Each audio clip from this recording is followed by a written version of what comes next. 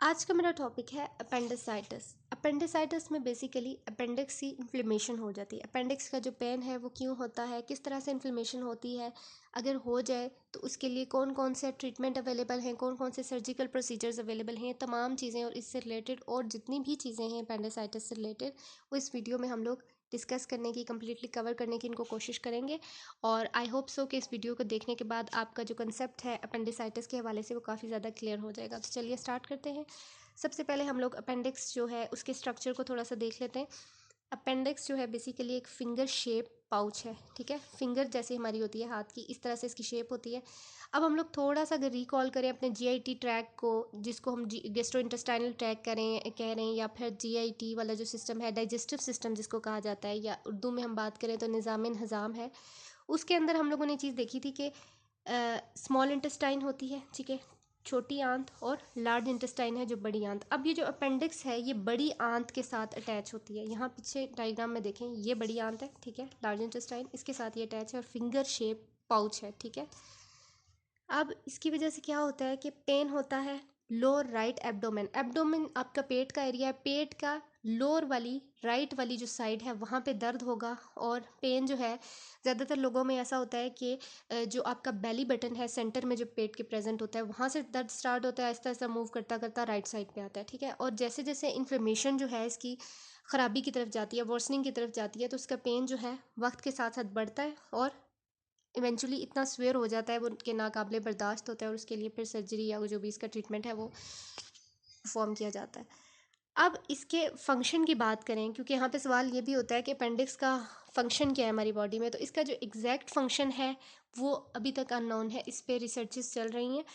लेकिन एक थ्योरी के मुताबिक ये कहा जाता है कि अपेंडिक्स जो है वो गुड बैक्टीरिया के स्टोर हाउस के तौर पे काम करता है, यानी कि रीबूट करता है डाइजेस्टिव सिस्टम को। जैसे कि कोई डायरिया हुआ है, कोई प्रॉब्लम हुई है, डायरिया को ही जैसे एग्जांपल के तौर पे ले लें, तो उसके बाद क्या होता है कि गुड बैक्टीरिया जो होते हैं ना इंटेस्टाइन के आंतों में, जो अच्छे बैक्टीरिया होते हैं वो डिस्टर्ब हो जाते हैं।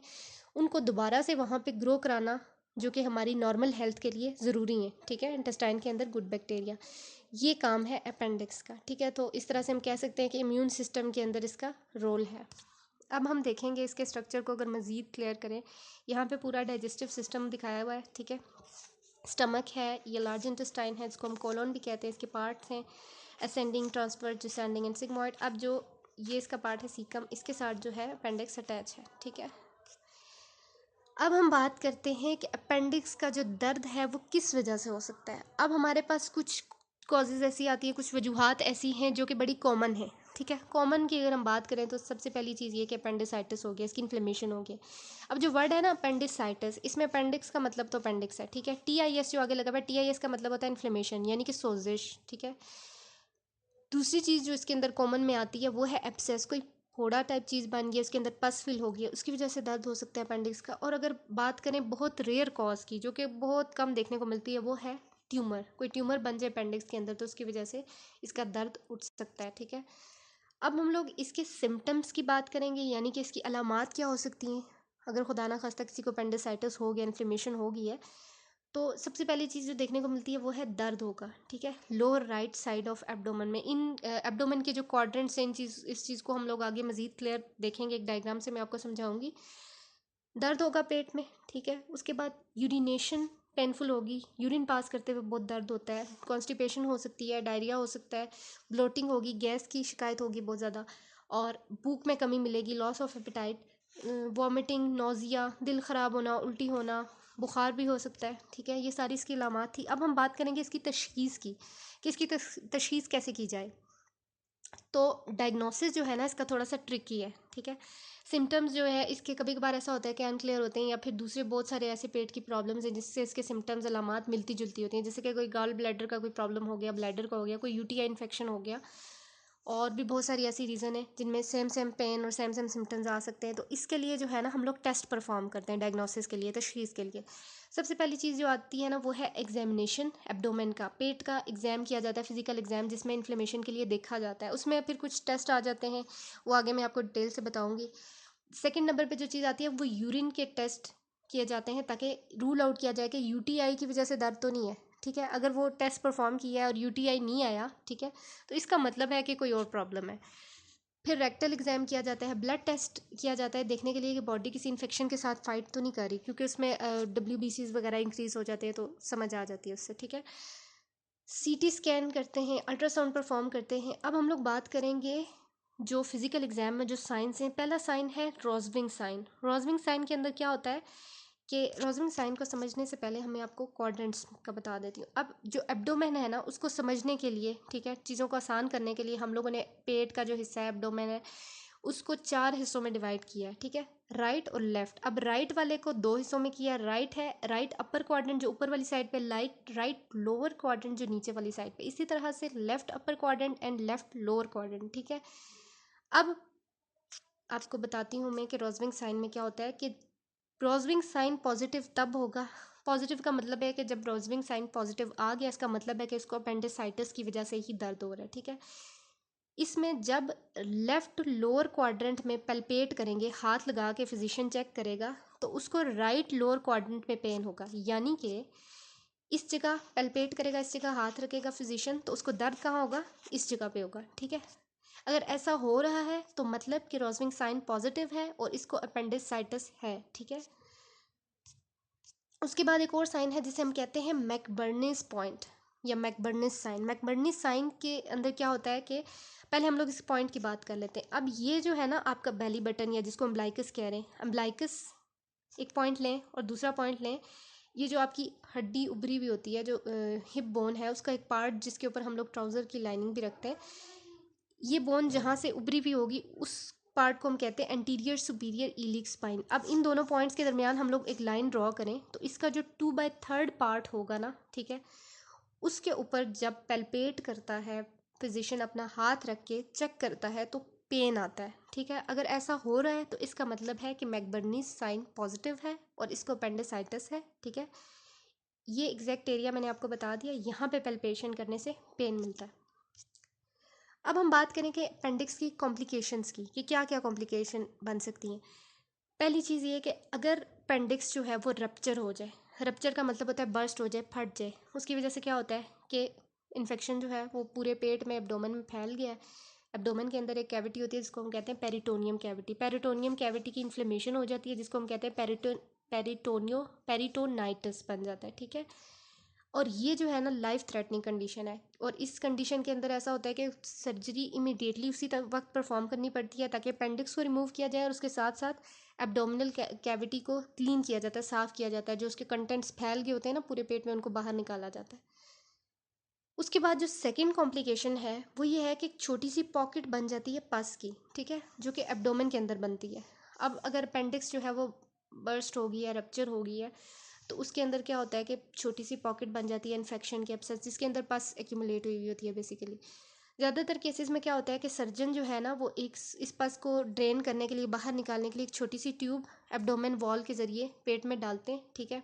और ये ट्यूब जो है एक तरीके के मुताबिक 2 हफ्तों तक रखी जाती है पेट में, और साथ साथ एंटीबायोटिक्स दी जाती हैं ताकि वो इन्फेक्शन जो है वो क्लियर हो जाए, साफ़ हो जाए।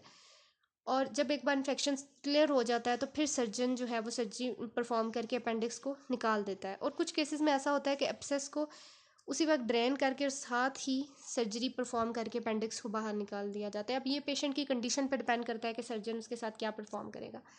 अब हम बात करेंगे इसकी प्रिवेंशन की, इसको हम कैसे प्रिवेंट कर सकते हैं। तो इसको प्रिवेंट करने का कोई ऐसा ख़ास तरीका नहीं है, ठीक है, लेकिन अब एक रिसर्च के मुताबिक ये देखा गया है कि ऐसे लोग जो कि डाइट ऐसी लेते हैं जो फाइबर में हाई होती है, यानी कि जो फ्रेश फ्रूट्स और वेजिटेबल्स ज़्यादा अपनी डाइट में इस्तेमाल करते हैं, उनमें अपेंडिक्स के चांसेस काफ़ी ज़्यादा कम होते हैं, ठीक है। तो फ्रेश फ्रूट्स और वेजिटेबल्स ज़्यादा इस्तेमाल करें। अब हम बात करेंगे इसके ट्रीटमेंट की तरफ आएंगे। ट्रीटमेंट में मैं जल्दी जल्दी करने की कोशिश कर रही हूँ कि जल्द से जल्द वीडियो कंप्लीट हो जाए और कम से कम टाइम में आप लोग ज़्यादा से ज़्यादा चीज़ें सीख सकें। ट्रीटमेंट में इसकी आ जाती है सर्जरी जो अपेंडिक्स को रिमूव करने के लिए परफॉर्म की जाती है, इसको कहते हैं हम लोग अपेंडेक्टमी। अब सर्जरी 2 टाइप्स की है इसमें, एक है ओपन सर्जरी, ठीक है, और एक है लेप्रोस्कोपिक सर्जरी। अब जो ओपन सर्जरी है इसके अंदर एक इंसिजन लगाई जाती है, पेट पे एक कट लगाया जाता है, जो कि जिसकी मेजरमेंट की बात करें कि कितना लंबा कट होगा, 2 से 4 इंच वो लंबा हो सकता है। अगर सेंटीमीटर्स में बात करें तो 5 से 10 सेंटीमीटर्स लंबा कट होता है। और या फिर सर्जरी जो दूसरी है लेप्रोस्कोपिक सर्जरी, उसमें क्या होता है कि छोटी छोटी 2-3 इंसिजन लगाई जाती हैं, छोटे छोटे 2-3 कट बजाय इसके एक बड़ा कट लगाया जाए और उसके ज़रिए परफॉर्म की जाती है। और लेप्रोस्कोपिक एपेंडेक्टमी के दौरान सर्जन जो है वो क्या करता है कि स्पेशल सर्जिकल टूल्स होते हैं और वीडियो कैमरा होता है जो कि एब्डोमेन में इंसर्ट किया जाता है ताकि देखा जा सके अंदर क्या कंडीशन है, और उसके साथ ही रिमूव कर दिया जाता है उसको। अब हम लोग इसको थोड़ा सा विजुलाइज करें लेप्रोस्कोपिक एपेंडेक्टमी को, तो यहाँ पे आप देख सकते हैं कि एक मिड में इंसर्शन आपको नज़र आ रही है। यहाँ पे एक इंसिजन लगा के कट लगा के इंसर्ट किया है सर्जन ने। एक यहाँ पे है, 3 है टोटल, ठीक है। इस वाली में वीडियो कैमरा है जो साथ मॉनिटर पे शो हो रहा होगा। अब इन दोनों में फ़र्क क्या है थोड़ा सा मैं आपको बताऊं कि जनरली लेप्रोस्कोपिक जो सर्जरी है, क्योंकि अंदर इसके कट जो है वो छोटे होते हैं, 3 होते हैं लेकिन कम होते हैं, ठीक है, छोटे छोटे, लेंथ इतनी ज़्यादा नहीं होती, तो इसमें रिकवरी फास्टर होती है, हीलिंग जो है वो उसमें दर्द कम होगा, स्कारिंग कम होगी। और ऐसे लोग जिनकी उम्र बहुत ज़्यादा होगी या लोग कोई ओबेसिटी से सफ़र कर रहा है, जिसका वज़न बहुत ज़्यादा है, तो उनके लिए ये अच्छी है लेप्रोस्कोपिक। लेकिन कुछ कंडीशंस ऐसी हैं जिसमें लेप्रोस्कोपिक सर्जरी परफॉर्म नहीं कर सकते, हर एक के लिए अप्रोप्रिएट नहीं है। ख़ास तौर पे ऐसी कंडीशन जिसमें रप्चर हो चुकी है अपेंडिक्स, या इन्फेक्शन पूरे पेट में फैल गया है, या फिर एब्सेस है, तो उसमें अपन अपेंडेक्टमी करनी पड़ती है हर हाल में, क्योंकि सिर्फ अपेंडिक्स को रिमूव नहीं करना, साथ साथ एब्डोमिनल कैविटी को क्लीन भी करना पड़ता है, जैसे मैंने आपको पीछे बताया। तो 1 या 2 दिन गुजारने पड़ते हैं हॉस्पिटल स्टे, 2 दिन का होता है अपेंडेक्टमी के बाद। अब हम लोग बात करेंगे लाइफस्टाइल और होम रेमेडीज़ की, कि क्या क्या चीज़ें करके आप इसको रिकवरी इसकी फ़ास्ट कर सकते हैं, जल्दी ठीक हो सकते हैं। तो सबसे पहली चीज़ ये सर्जन आपको, आपका जो फिजिशियन होगा वो भी गाइड करेगा। उसमें ये चीज़ होती है कि स्ट्रेनस एक्टिविटी को अवॉइड करना है, ठीक है। अगर अपेंडेक्टमी लेप्रोस्कोपिकली हुई है तो फिर आपको 3 से 5 दिन तक आराम करना होगा, कोई किसी किस्म की एक्टिविटी परफॉर्म नहीं करनी। अगर ओपन हुई है तो फिर आपको ज़्यादा वेट करना पड़ेगा, 10 से 14 दिन इंतज़ार करना पड़ता है। डॉक्टर से आपने हमेशा मशवरा करना है कि क्या क्या लिमिटेशन है, क्या चीज़ मैं कर सकता हूँ, क्या नहीं कर सकता, अपनी नॉर्मल एक्टिविटीज़ लाइफ की कब तक कंटिन्यू कर सकते हैं। ये आपका डॉक्टर, आपका सर्जन आपको अच्छे से गाइड करेगा। उसके बाद ये चीज़ होती है, एहतियाती तदाबीर में आता है कि एब्डोमेन को सपोर्ट करना है जब आप कफ कर रहे हो, खांस रहे हो या हंस रहे हो, तकिया लेके, पिलो या कुशन लेके उसको पेट पे रखना है और दबाना है जब आप खांसी कर रहे हो, हंस रहे हो, ताकि आपके जो पेट वाला एरिया है, एब्डोमेन है, उस पर प्रेशर ना पड़े, ठीक है, और दर्द कम से कम हो। उसके बाद ये है कि अगर आपकी जो पेन किलर्स जो आपको डॉक्टर ने प्रिस्क्राइब की हुई है वो सही से काम नहीं कर रही, आपको दर्द हो रहा है, तो आप जो है डॉक्टर से बात करें, क्योंकि जितना ज़्यादा दर्द होता है उससे एक्स्ट्रा स्ट्रेस पड़ता है बॉडी के ऊपर और हीलिंग का जो प्रोसेस है वो स्लो होता है, ठीक है। और जब आपको लगे कि आप ठीक हो रहे हैं तो उस टाइम आप मूव करना और रेडी होना स्टार्ट करें और अपनी एक्टिविटीज़ जो हैं डेली लिविंग की उनमें वापस आएँ। और अपना जो एकदम से एक्टिविटी स्टार्ट नहीं करनी, स्लोली स्लोली आहिस्ता आहिस्ता उसको इंक्रीज़ करना है, ठीक है। जब भी आपको नींद आए, थकावट महसूस हो, सो जाएं, ठीक है। इसके क्या होता है कि जब बंदे की बॉडी हीलिंग के प्रोसेस से गुजर रही होती है तो नींद अमूमन ज़्यादा आती है, ठीक है। तो जब भी ज़रूरत पड़े आराम करें ज़्यादा से ज़्यादा, और अपने डॉक्टर से, फिजिशियन से, सर्जन से बात करें कि कब तक, अगर कोई बच्चा है तो ज़ाहिर है उसने स्कूल वापस जाना है, बड़ा है तो काम को दोबारा से कंटिन्यू करना है, कि कब तक मैं काम वापस कर सकता हूँ, क्या क्या एक्टिविटीज़ किस किस तरह से कर सकता हूँ, ठीक है। स्टर्नस एक्टिविटीज़ में जो है अगर हम बात करें तो उसके अंदर क्या आ जाता है कि कोई अगर जिम क्लासेस लेता है या कोई स्पोर्ट्स एक्टिविटी है तो इन चीज़ों को अवॉइड करना पड़ता है। उसके बाद आ जाती है अल्टरनेटिव मेडिसिन। अल्टरनेटिव मेडिसिन, एक तो मेडिसिन वो होगी जो डॉक्टर आपको प्रिस्क्राइब करेगा, ठीक है, अपेंडेक्टमी के बाद। उसके अलावा हम लोग कुछ कॉम्प्लीमेंट्री और अल्टरनेटिव ट्रीटमेंट्स की बात करें जो मेडिकेशंस के साथ आप ले सकते हैं, उसमें आ जाती है पहले नंबर पे डिस्ट्रैक्टिंग एक्टिविटीज़, जैसे कि कुछ लोगों को म्यूज़िक सुनने से उनका स्ट्रेस रिलीव होता है, दोस्तों के साथ वक्त गुजारें, अच्छा लगता है जब आप अपने दोस्तों से बात करते हैं, और इससे क्या होता है कि आपका जो माइंड है वो दर्द से हट जाता है, ठीक है, ये डिस्ट्रैक्शन होती है। और ये बच्चों के अंदर काफ़ी इफ़ेक्टिव है, ठीक है, उसको आप किसी खेल में लगा दें ताकि उसका ध्यान दर्द से हट जाए, ठीक है। उसके अलावा गाइडेड इमेजरी यूज़ की जाती है। गाइडेड इमेजरी में क्या होता है कि पेशेंट को हम कहते हैं कि आप अपनी आंखें बंद करें और अपनी जो फेवरेट प्लेस है उसके बारे में सोचें, तो इस तरह से क्या होगा कि उनको पेन कम फील होगा। Thank you so much for watching.